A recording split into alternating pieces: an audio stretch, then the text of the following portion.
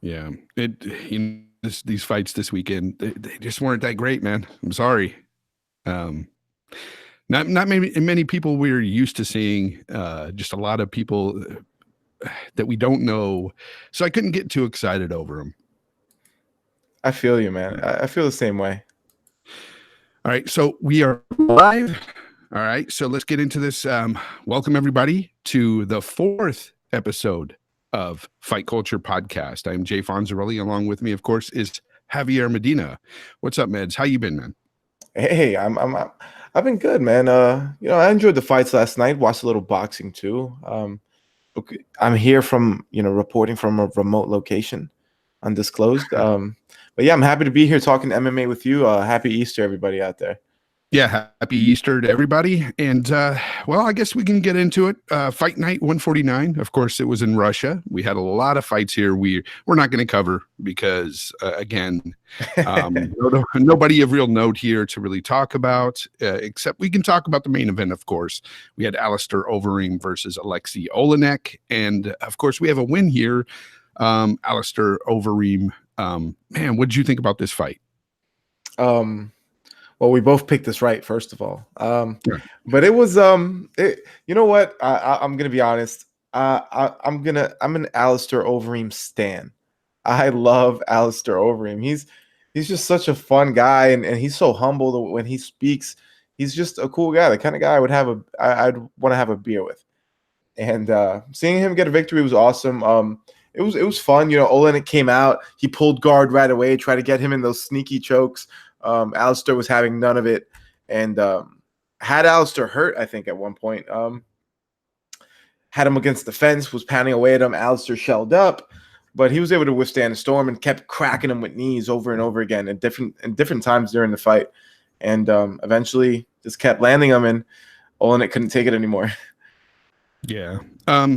I guess I'm not a big fan of Overeem, but dude, back in the day when he was on the stuff, okay, when he was on that TRT and his testosterone levels were through the roof, that man was crazy in the octagon.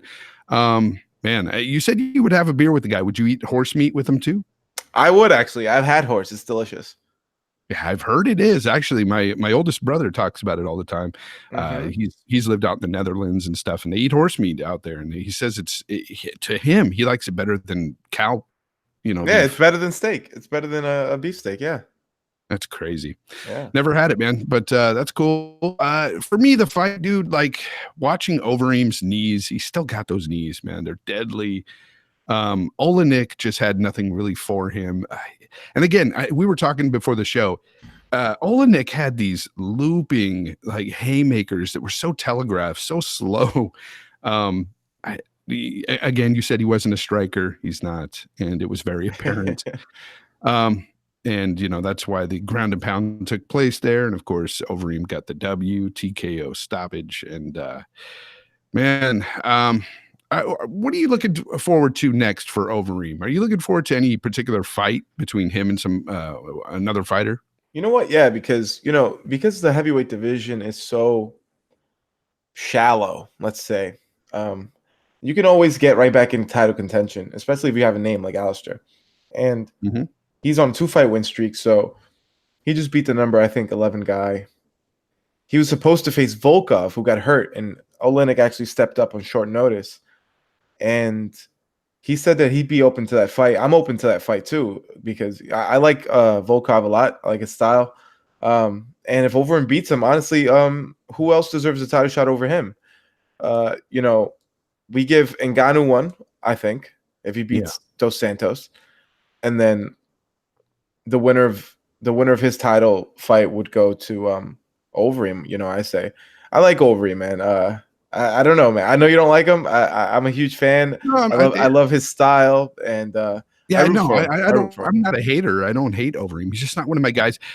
Truth be told, I am not really high on the heavyweight division. It's the worst division, bro. It's got a very small pool there of really good fighters, and outside of Ngannou, Cormier. Who else? Miocic. Dos Santos, I think, is awesome. Dos Santos is yeah, he could be. Yeah, he's still got it. Junior's still got it. He's been winning lately too. But yeah, there's not many of them, bro. Like it's a small pool there. So Yeah. watching these guys just fight each other over and over again is not really that fun to me. And I want to give a shout out to the chat. What's up, BitCloud Gaming? How you doing? What's up, buddy? He says he wants to see the Greg Hardy fight. I mean, I want to see it too. I actually saw Greg Hardy fight live in Brooklyn. It was I saw him foul his opponent. It was pretty ugly.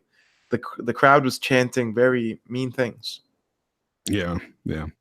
Well, you know what? We don't have much to talk about here, honestly, with this Fight Night 149, but it was what it was. I mean, there was a couple of decent fights there, but nothing of note. Let's go ahead and talk about some news here. We've got a bunch of stuff to get into here. One thing I want to get into right away is I want to talk about BJ Penn. Now, BJ Penn's been in a lot of just messed up situations lately, and apparently BJ, this happened last year. I guess he's under investigation now out and in the media, and apparently he's under investigation for allegedly going after a neighbor of his who was also a farmer, a taro farmer. Now, a taro is a main staple of diet for Hawaiians out in Hawaii. So they both have taro farms right next to each other, and they had some kind of altercation where BJ apparently, allegedly, this farmer is saying that he pulled out a machete and threatened him with it. BJ hasn't said anything publicly, but sources close to BJ say that, BJ saying it was just an argument over a property line or a gate near his property, and there was no machete involved. So we've got a he said, she said situation here. I don't know what's going on with that, but along with that, all the other stuff that he's going through with the domestic abuse or domestic violence allegations against him, what do you think is happening to BJ here, Mads? I think BJ has some serious. Well, according to his the mother of his children, who is alleging that he abused her, he has a serious cocaine problem, and those actions, yeah.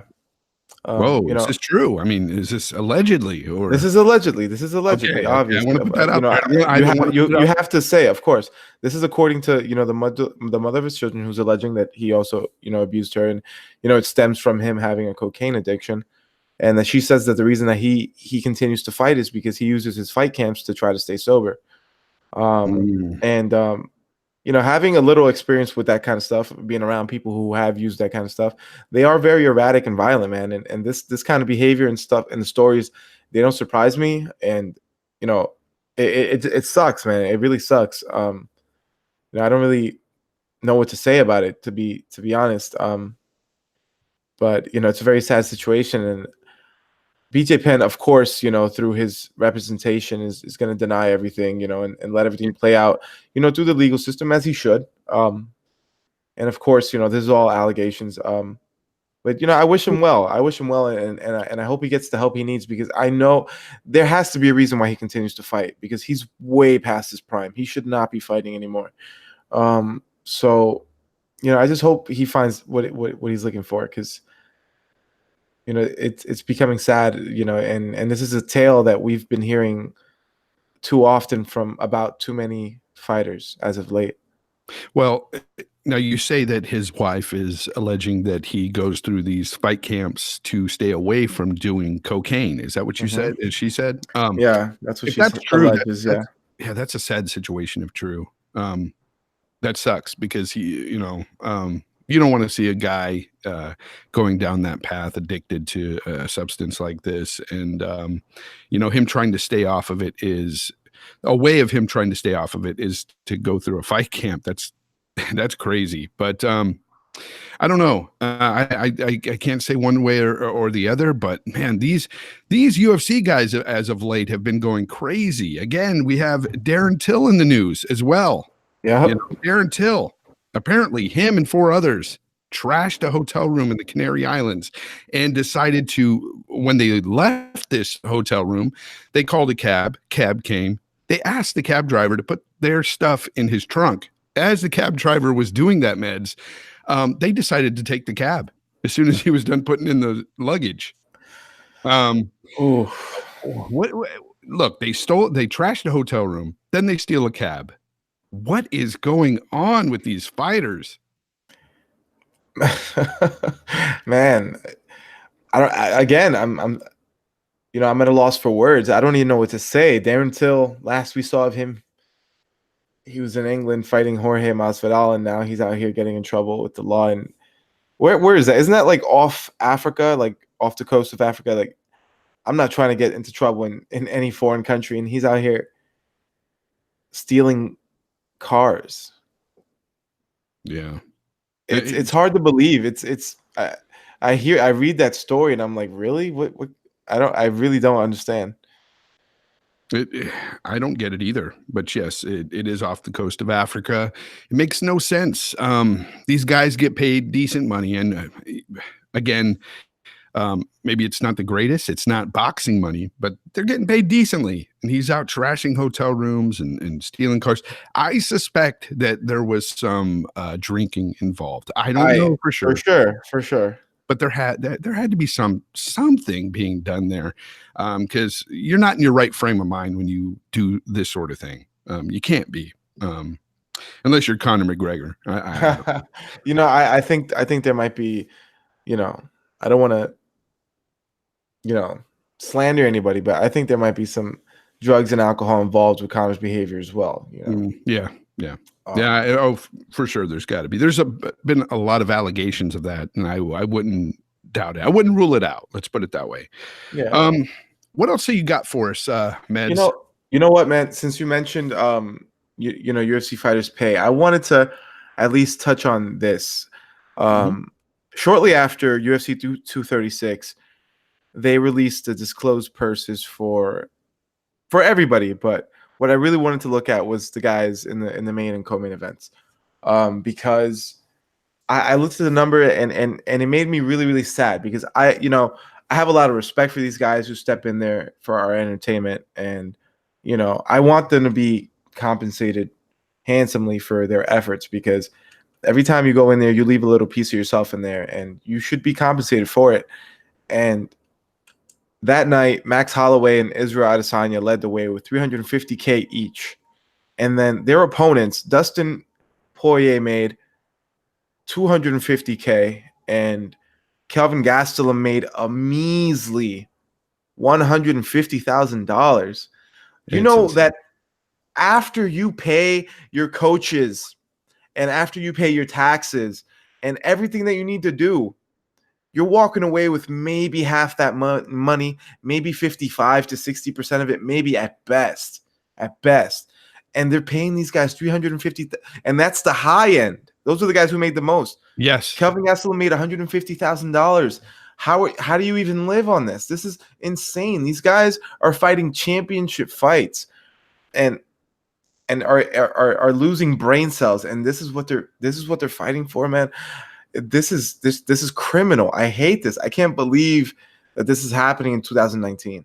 Especially when you look at how much ESPN is paying them, how much the pay-per-view payouts are, how many buys there are there. The gate, the payout at the gate. How many people come to the actual shows? Because those tickets, if you guys don't know, those UFC tickets are expensive to go watch. Very much so. Very much so. I remember even back in the day trying to get tickets for the UFC, and we're talking hundreds of dollars if you want to seat closer to the octagon. And I'm not talking right in front either, because those will go upwards of $1,000. It's insane. But it's crazy to me how much money this organization is making. It's hit the mainstream already. This company is making as much as some of these boxing organizations, in my opinion. They've got all the what is it? What am I looking for? The sponsorships. They're getting paid. And the fighters can't even have sponsors. You know what I'm saying? Yeah, and they took that away from them. Exactly. And it's crazy to me. Because back in the day when they were able to get sponsors, these fighters were making decent money. Even the low level fighters, the guys that weren't, even on the main card, they sometimes would be making six figures because of their sponsorship deals. That went down to like a few $1,000s a fight, literally. Yeah. It's insane. So it's ridiculous when you look at boxers, like the average boxer. I'm not sure what he makes, but you look at a lot of these pro fighters, they're making millions every fight. And you've got the UFC guys making 20 and 20. It's insane. You And know that's what I'm another saying? thing. 20 and 20. Why are you making 20 to show and 20 to win? You should be making straight up 40K to show up and fight, regardless of the outcome. Like Yeah. Yeah. that's bananas to me right there. And Yeah. and then they took away the sponsors. There was a lot of fighters I read about a lot of these guys, man, and they lost hundreds of thousands of dollars when the UFC went with Reebok. Some of these fighters were making over $100,000 per fight just from sponsorship money. And Justin Gaethje a couple weeks ago made bro, he got a $4,000 check from Reebok for his fight against Edson Barboza. It's pathetic, man. It's pathetic. Very. And the robbers, I mean the fighters are being robbed blind, man. ESPN gives the UFC $300 million a year just to broadcast the shows. And man, it's some Well, this has been the main issue a lot of fighters take up against the UFC and Dana White. They're constantly going after him and the UFC because let's face it, he represents the UFC. You know, Dana White is one of the faces of the UFC. So people always put a lot of blame on him, and rightly so. The guy can make changes here. The guy can talk to the UFC, all the shareholders, everything, try to get these fighters more money, but it seems like he doesn't really care. yeah, it's he said recently too in an interview, he said that he doesn't understand why people don't like interim title fights because if you win the interim title, you get paid more. And it's like, okay, cool, but that's an arbitrary rule. You could just pay them more without having the interim title being created. You could just pay the guys more. Like you're following arbitrary rules which you're making up because you're the boss. And you know what? I'm happy for guys like Demetrius Johnson and Eddie Alvarez and all these guys, Gegard Mousasi, Roy McDonald, to leave the UFC and get paid Yeah. and get paid what they're worth and get respect. Because the UFC, man, they're interested more in those three letters than they are in the fighters. It's all about the brand. It's not about the fighters, man. And Yeah. I want to give a shout out to Mike Pierce, former UFC welterweight. Talk to him on Twitter, from time to time. And he's one of these guys who's constantly putting that out there about the UFC, that these fighters need to get paid more money. And he's absolutely right, man. 100% right. Believe that.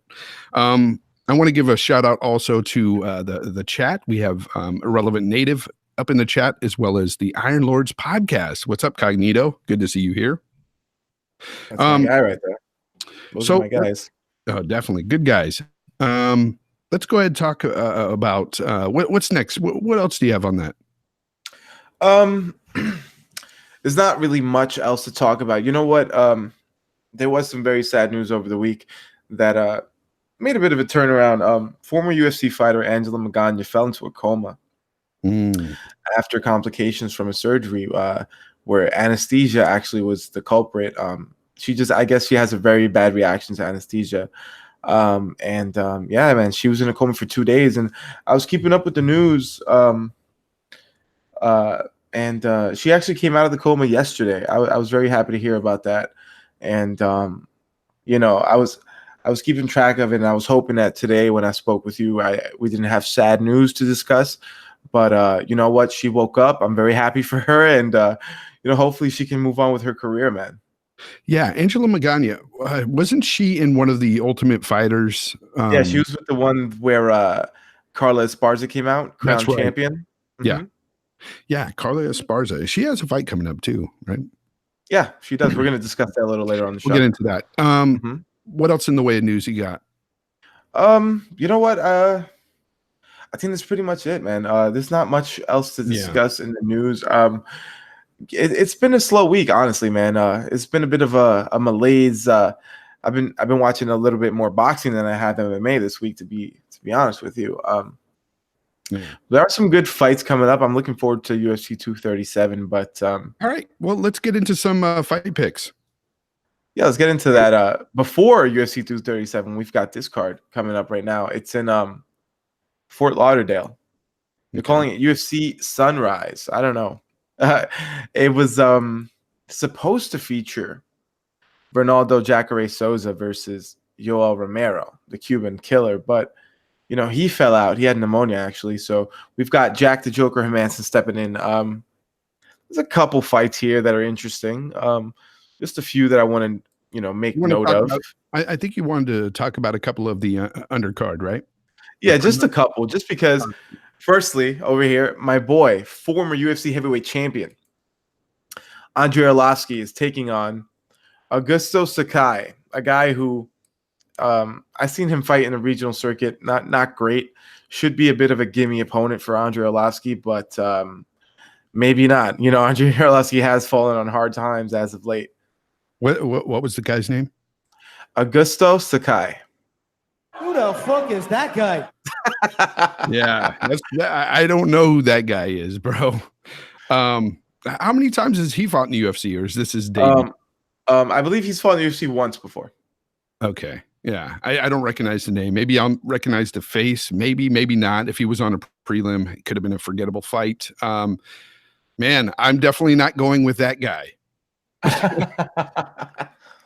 I'm just not. Okay, so of course we know who you're going for, why or how. All right, hang on, because check this out. I'm about to flip-flop it on you. Check it out. Okay, all right. I love Andrei Arlovsky. Let me just say this right now. Andrei Arlovsky is washed. It's over for him. Augusto Sakai by first round KO. Ooh, maybe this guy's good. Maybe I haven't looked into his record enough. Nah, he's not. He's not. But I don't trust Andrei Arlovsky's chin anymore. Yeah, he's an older guy, and his chin has been suspect quite a few times. But I'm going to go with Arlovsky, man. I'm going to go with Arlovsky, and I'm going to go TKO round 3. Oh God, I hope this. I hope this fight doesn't go to decision. Right? Man, every heavyweight fight that comes across, I'm like, I pray it goes by first round knockout, because heavyweights fighting in the third round, no, thank you. Even the chat is along with you. They're like, Arlovsky's chin, what chin? Sleepy time. Yeah. All right, so let's I want to make note of these picks, because I am keeping track of who's right and who's wrong, and to be honest, and that's why I don't go against you all the time, but sometimes in a fight like this, I'll just go against you, just just to have something else there. So we can go back and forth. Yeah, we've got to so far I'm perfect on the show. I'm 3 for 3. Hey, let's not get into that, bro. Let's not get into that. Okay, so we've got Carla Esparza versus Lavinia Souza. This is a girl, Lavinia Souza. I wanted to talk about this fight because I watched a lot of her coming up, and she used to fight in the Invicta Fighting Championships, which is all women's promotion, if you guys don't know. It's really cool, and she's fighting Carla Esparza, former strawweight champion. And you know what? This is not about Carla. Forget Carla. Livia Hanata Souza is going to smash Carla. That's my pick. Do you care? What do you think? I'm going along with what you're saying here. I think she's going to win too. I am not a big fan of the Cookie Monster, Carla Esparza. She's just, even when she was champ, that small fraction of time there when she had that belt, I just really didn't feel it, man. I didn't think she was that strong. I don't think she's going to win here. I think she's going to get. I think she's going to get TKO'd. Oh, second round. Okay. All right. Bold pick by Fonz. All right. Okay. So we've got a couple notable fights here in the main card.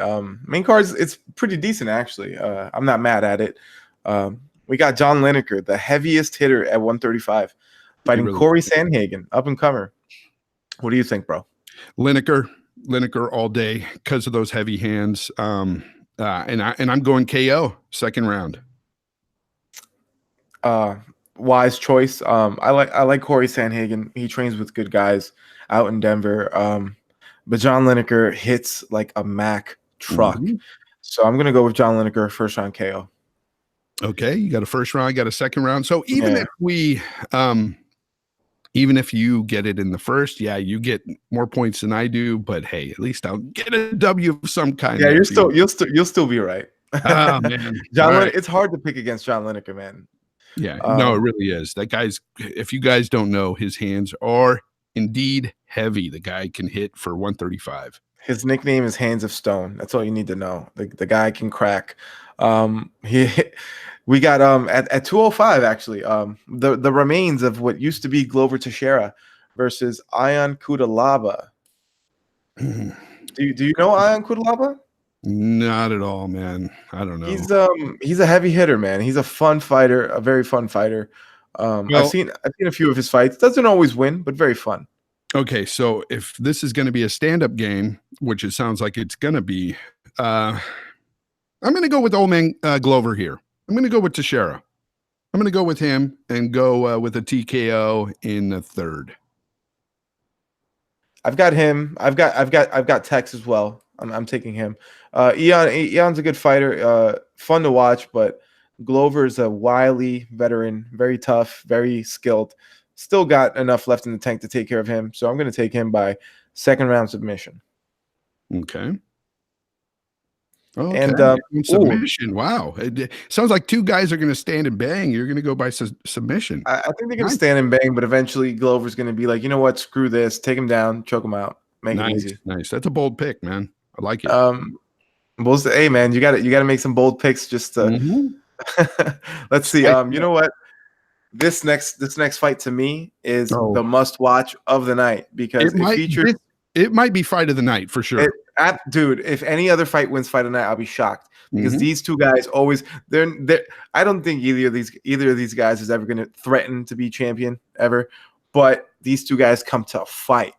We've got Platinum Mike Perry, recently married Platinum Mike Perry, versus Alex Cowboy Oliveira. Two very fun action fighters, heavy hitters. What do you think, bro? I'm going with Mike Perry, and I'm going to go by TKO again. I think this card is going to be full of TKOs, bro. Such good fighters in the way of stand up here. I'm going to go with Mike Perry TKO third round. Okay, sounds good. I'm going to, and you know what? Let me tell you something right now. I'm actually a huge I'm a huge fan of both of these guys, but I'm a huge Mike Perry guy. Like he's just so funny, man. He's a comedian, man, and the way he fights is always fun. However, I'm gonna have to pick against him here. I'm gonna go with Alex Oliveira, second round TKO. Ooh, you going with those kicks? I'm going with him outlasting Mike Perry. I think Mike Perry's gonna get tired and gonna gas out, and Alex is gonna still be there and Mike is gonna be there for the taking, and Alex is gonna do it. We got that one to watch out for too, between me and you. So there you go. Watch out for that, everybody. If you see any fight that night, make sure it's that one. That fight should be great. We got the co-main event here with the controversial Greg Hardy versus I believe he's a newcomer, but here at UFC.com, he has a picture, which means he's probably fought here before. Dmitry Smolyakov. Anything to add here, Fonz? Who the fuck is that guy? That's all. Again, we got another guy we don't know. But I'm going to go with Greg Hardy here. I'm going to go with Greg Hardy. And I'm going to go decision. That's a bold pick. You know what? Greg Hardy, former NFL player, very athletic. It's hard. Dmitry Smolyakov, who the fuck is that guy? I'm gonna go with the unknown guy. I'm gonna go with him because Greg Hardy doesn't seem very skilled and seems green and just I don't like him either. So I don't think he should be in the UFC. So rooting for Dmitry Smolyakov, picking him to win by second round TKO. Yeah, that's why I'm going with Hardy decision. I don't really expect this to be a barn burner at all. But I think he's going to pull this off. He's going to get the W decision. It's going to be, I think it's going to be a so-so fight. It's going to be, I don't know why is this the co-main event? Because the UFC thinks that they can push Greg Hardy somehow, even though Greg Hardy is persona non grata. Mike Perry versus Alex Oliveira should have been the co-main event, man. Bottom line. That's what I'm thinking. You can even main event this card with them because this is going to be the best fight on the card, period. Mhm. So Oh, the next one's going to be fun. I think the main event's still a fun one. you know what? Yeah, you're right. Let's touch on the main event. I'm gonna let you go first. It's gonna be a good fight. Should be All right. with Ronaldo Jacare Souza and Jack Hermanson, who we just saw the other week submitting David Branch. Man, what do you think? Okay, I'm not sure who you're going to go with here, but I'm going to go. Look, I'm pulling for Jack Hermanson. I really am. But the old gatekeeper here, Jacare, the guy is amazing at what he does. Great on the ground, and so is Hermanson. So it's going to be really tough to call here. Because Souza's getting up in age. Man, this is a tough one. You know what? I'm gonna get a bold pick here. I'm gonna say Jack Hermanson. Jack Hermanson by submission, round 2. I'm gonna real bold, Okay, bro. I Real like bold. that. I like that. I like that. You know what? Everything you were saying made me think you were gonna pick Jacare. Okay, I you know was what? going to. I thought I was gonna surprise you with my pick, but you know what? Maybe not. Okay, so check this out.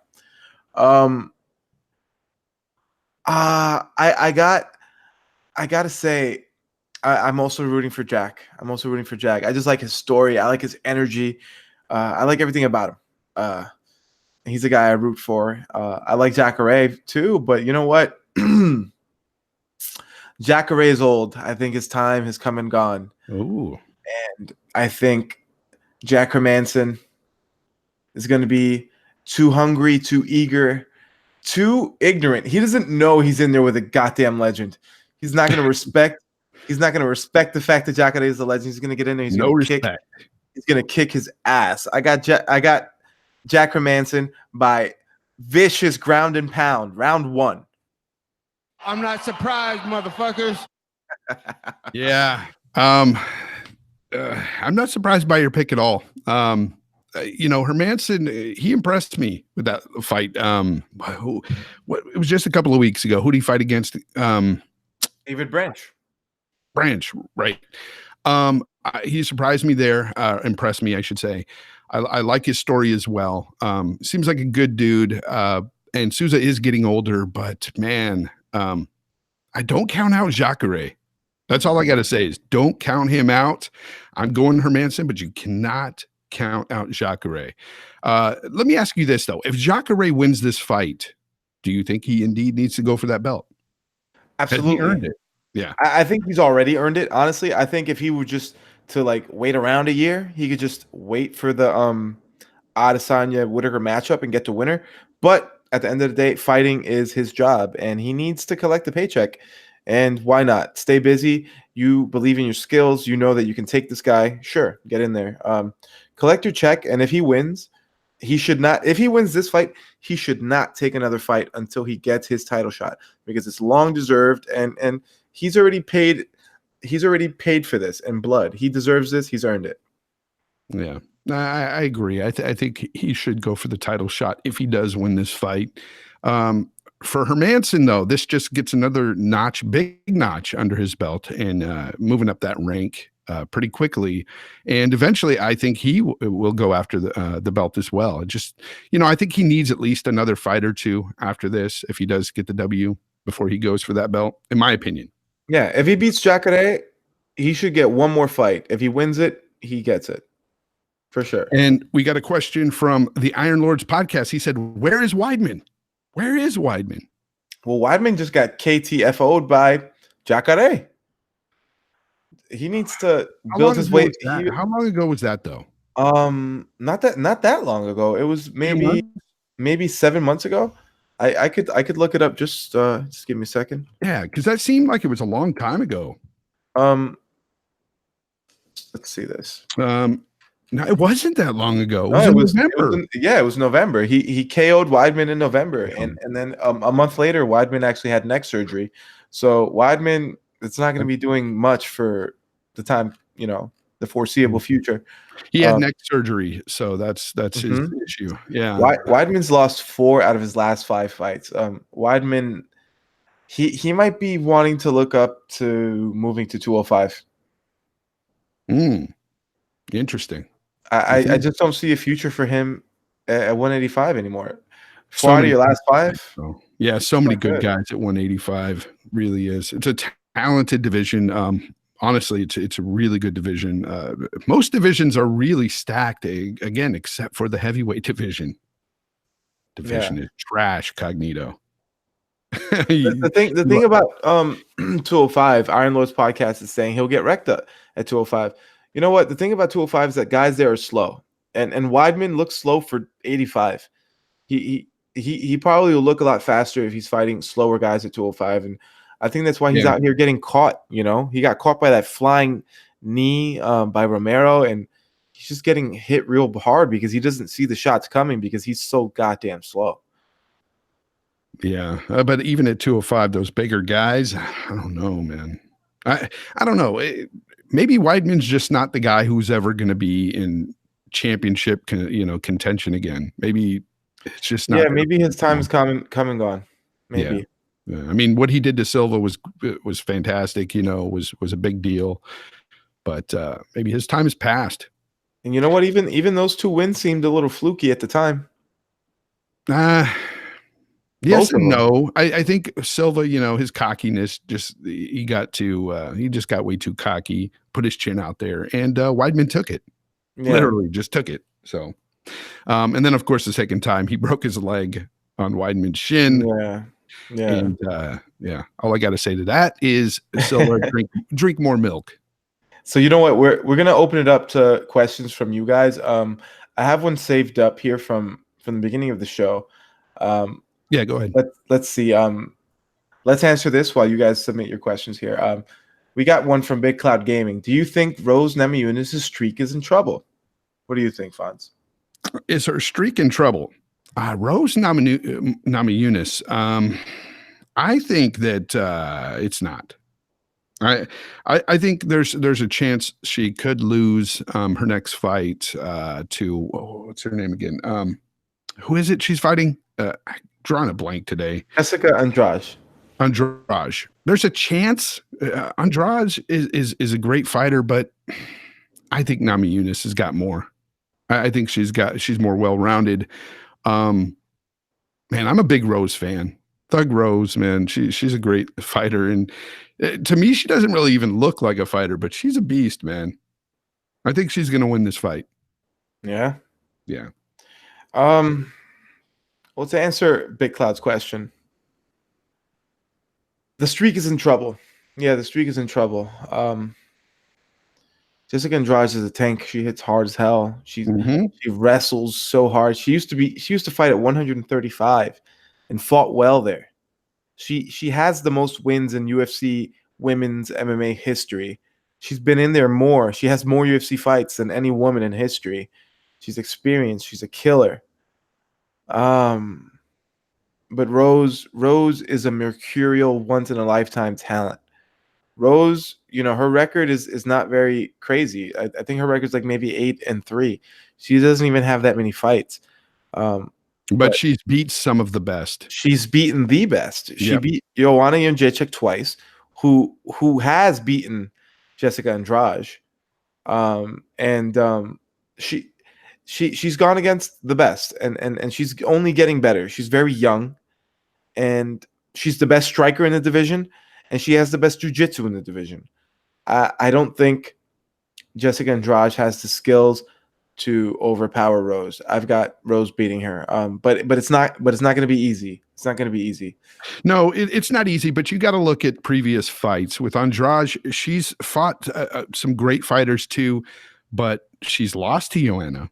And she's won. I mean, her last fight she won against Carolina.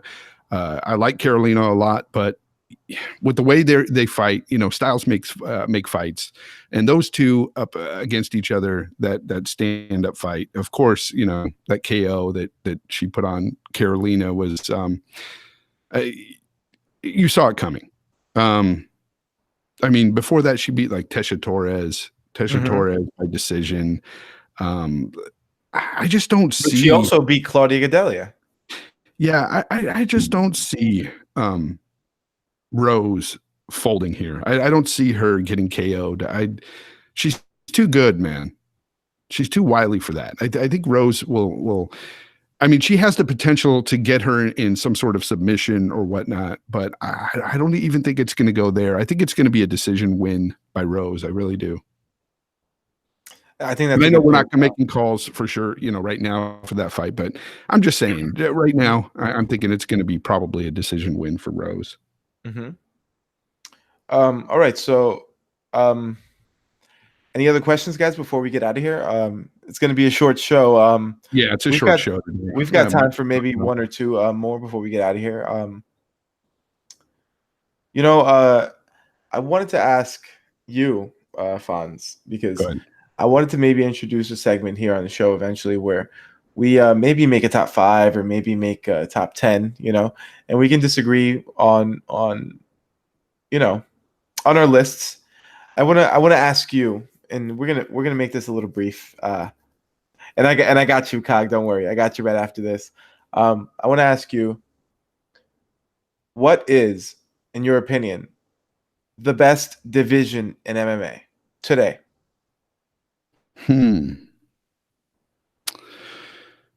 Oh man, if I look at all the fighters and I look at there's at least 3 divisions that are really stacked to me. But if I had to pick one, it'll either be between the 135 and the 170 division right now. I like both those divisions. Mm-hmm. There's so much potential there for so many different guys. I mean, now you've got Ben Askren in the mix at 170. I'm going to go with 170. Okay. I think it's an exciting. Lightweight's the other division I think is stacked. Those are the 3. Yeah. I mean, you can't go wrong with 135, 155, and 170, in my opinion. But then you got to look at 185. The UFC has a lot of great fighters in all these weight classes. The worst, of course, being the heavyweights. The heavyweights is the worst division by far. Yeah. What would you say? Well, I think first of all that the discussion is limited to 170 through 135. 135, 145, 55, and 70 are the best divisions in the sport. Period. Mm-hmm. But right now, I'd have to go with 35. 35, in my opinion, is the hardest division to be the very best at, which is, again, why I love TJ Dillashaw so much, because he was the best at that division. And I think the reason why I'm going with 135 is because the guys there are small enough where they're more skilled than anybody else in the game.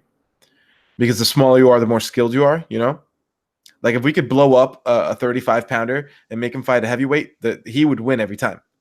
Because he has way more skills than the heavyweight would, And but also they're not small enough like the 125-pounders where we have less finishes. We get many high octane, super devastating finishes. That's where I got to say shout out to Demetrius Johnson, the only 125er to really finish his really fight. Get a lot of finishes. Yeah, that guy was amazing. But yeah, because of the finishing ability at 35 combined with the just the level of skill there, to me it's number 1. Yeah, that was my second choice after 170. There's just so many good divisions. Can't go wrong really with most of them. Now let's get to this Bones versus Adesanya deal, because that was a question. Yeah. Why is Bones baiting him? We were texting about that.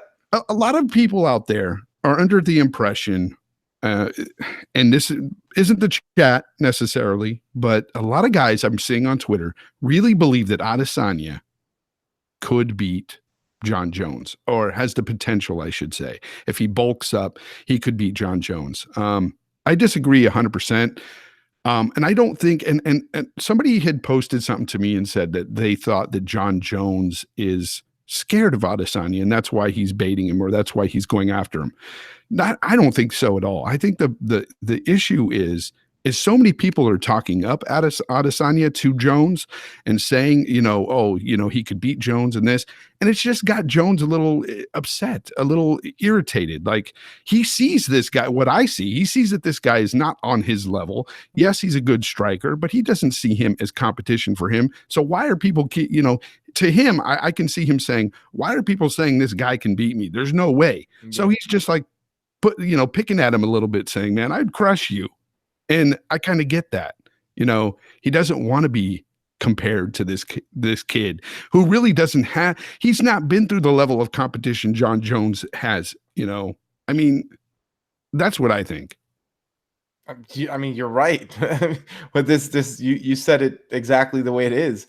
Why who's even talking about this? Like, you guys really think that Israel Adesanya stands even a little bit of a chance against John Jones? John Jones is the best to ever do it. John Jones is the best to ever do it. Yeah. Israel Adesanya is a skinny 85er who could make welterweight probably. John Jones is the only guy who beat Daniel Cormier, who's the current heavyweight champion. John Jones out here beating guys who are good enough to be heavyweight champion. You don't think he could beat Israel Adesanya? It's ridiculous. I love the banter. I love the back and forth. It's fun. Yeah. It's exciting. I'd love to see the fight. If the fight happens, yeah, let's do it. Let's get it. But would it be even a close contest? Hell no. Yeah, and that's the thing. Like, and somebody put it to me, and you agreed too. And finally, like, when I saw it the way you were putting it, what this guy was trying to say about him being a better striker than Jones, technically, yes, Adesanya is a better striker than Jones. But if he were to go up against Jones, even if he added 20 pounds of muscle, let's just say that, going up against Jones, being a technically better striker means shit to Jones, because Jones, the way he fights, he can look, if you're a better striker than him, he's going to take you to the ground and he'll do it. Okay. The guy is a phenomenal wrestler. Look at what he did to Cormier in the wrestling aspect. Cormier down and made him his bitch. And we've never seen Cormier be made a bitch by anybody. And look, Adesanya he doesn't stand a chance against Jones. I don't know why that's even being put out there by people. I think it's a lot of uninformed or just a lot of people that don't watch a lot of mixed martial arts. They don't get a lot of facets of the game. Like, they don't really understand the nuances of why Jones would destroy Adesanya, regardless of what you see with his kicks and what Adesanya does on his feet. Adesanya barely got past Kelvin Gastelum. I got to put it bluntly. Kelvin Gastelum beat his face in during that fight. Like, there was no reason if he's that great of a striker, you also have to have the defense there. And he didn't have the defense against Kelvin Gastelum. And Kelvin Gastelum's a welterweight. It's crazy. Yeah. It's crazy. But, that's a lot of people were telling me too, is that they don't believe Kelvin should go down to welterweight, that he should stay at 185, and that's just wrong. But Kelvin is too small.